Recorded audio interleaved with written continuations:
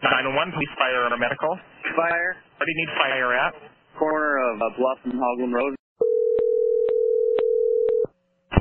911, police, fire, or medical? Okay, I'm sure we need ambulances. Okay, where are you at? Are you on Bluff Road? I'm on Bluff Road, yeah. Okay, just a second for me. 911, police, fire, or medical? Yeah, their car got on fire. Is it still on fire? It's on fire right now. Do you know if they're inside the vehicle? I don't know. I'm going to go look right now. Okay. 911, police, fire, or medical? Fire. Where do you need fire at? Sandy, Oregon. Okay, where at? It's on Bluff Road. Right. We had a car accident over there, and we're getting her now. Okay, they've got a fully involved vehicle fire. It's a blue four-door vehicle that's on fire. Okay. Just got a report from a motorist. It says of a naked man walking down 362nd. Looks like he's all cut up. Have a naked male walking down 362nd, all cut up. I'm going to stand by. I've got a long gun, or shotgun. I'm going to stand by with the fire. No, he's not okay. Whoever was driving that was not okay. Okay, we got people on the way. Thank you. Here they come. They're coming. See the police now. On September 8th last year, a young man was killed in Sandy by a deputy from Clackamas County and a police officer from Sandy. Witnesses say he was naked and burned after his car caught fire. Now, when police were not able to subdue him, even with tasers, they shot and killed him. Every year, countless people are killed by police violence in this country. Usually when this happens, there's a pattern of cover-up and deception that you'll see played out in the story of what happened to Fouad Kaady. They often claim that the person had a weapon or made a threatening gesture or somehow had it coming. Some people thought he might have had a gun. Toxicology results for Fouad Kaady have not been made available yet. And the big question tonight, was Kaady on drugs? One question remains unanswered. Was Fouad Kaady on drugs?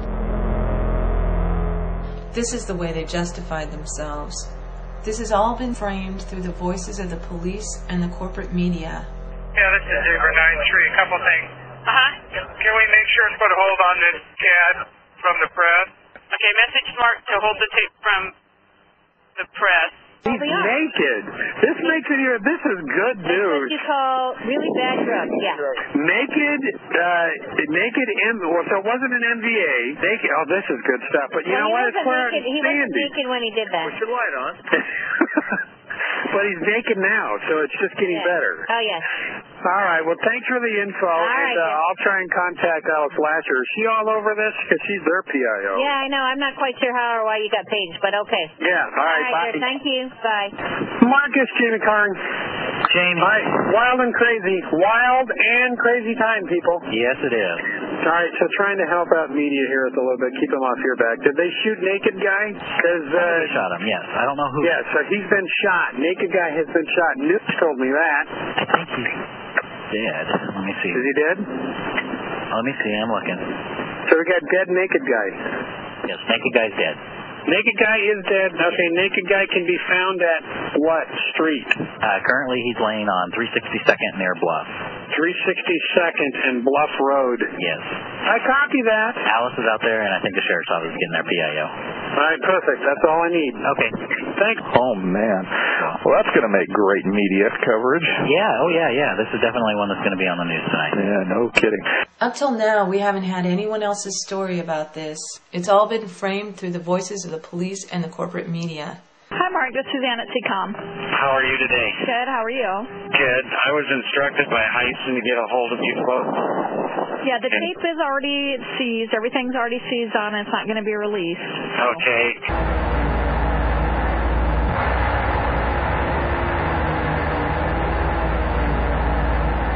This is the actual recording of Officer Willard communicating with CCOM from the moment he stepped out of his car to the moment that Fouad Kaady lay dead at his feet. Edward 2.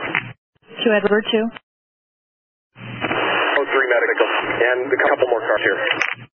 Copy, being confirmed location. I know it shows 362 and Van Meter crossing. Edward 2, confirm your location. Edward 2, can you confirm your location on 362? Edward 2, code 3, medical shots fired. 28 seconds. Whenever a police officer murdered or shoot a citizen in the community, it always 2 or 3 days later before anyone have access to that officer. You know why? Because they get together and they try to make their story fit so that when the media get the story, it fit the way in which that these folks over here that call themselves law enforcement officers, they make the story in such a way that when you hear it in the media, you say, oh, the officer had to defend himself. The officer have a right to shoot because his life was threatened. Police were justified in the shooting death of an unarmed man last month outside of Sandy. He was unarmed, but officers say he was out of control and threatening to kill them. Kaady was acting erratically and failed to follow orders, and that is when police officers opened fire. Officers say Kaady threatened him and a taser failed to work. Kaady threatened him and a taser did not work. Officers attempted to subdue Kaady, but say when their tasers had no effect, they opened fire. We don't have anyone else's story about this. We only have the police who investigated themselves. Even taking just their own words, when they approached this man, he was sitting on the ground. He was, to quote both officers, he was in a catatonic state. He was, in fact, in shock. Both officers admit that they knew that he was unarmed, and both say that they knew how badly injured he was. The man that we were directing our attention at was completely nude, sitting about a foot off of the shoulder in the northbound lane of 362nd. And he was sitting Indian style with kind of bent down with his hands down in front of him, just like this. In front of a nursery area on the roadway, saw a naked male subject sitting on the ground, kind of what we could call in elementary school Indian style, and he had his hands tucked between his legs and his head down and was kind of just sitting there, rocking, just sitting there, just sitting there, just sitting there, sitting there, sitting there, sitting there, sitting there. He was sitting in the roadway, and I described his Indian style with his legs crossed on his bottom, with his hands in his lap and his head down, almost as if he was in a, I don't know, as if he was in a prayer kind of mode. He was down like that, looking down into his own lap. He was covered with blood, covered with blood. Head to toe, every portion of his body had some blood on it, covered with blood. They're unable to deny that they knew how injured he was. Indeed, during their interviews, they were obsessed with it. A lot of his body was just covered in blood, all over his arms, all over his back, his chest, his face, and he just had blood all over him. He appeared to be burned on the upper portion of his body from the waist up. As soon as we pulled up, I could see that his skin was brown and it was peeled back and all over his entire body.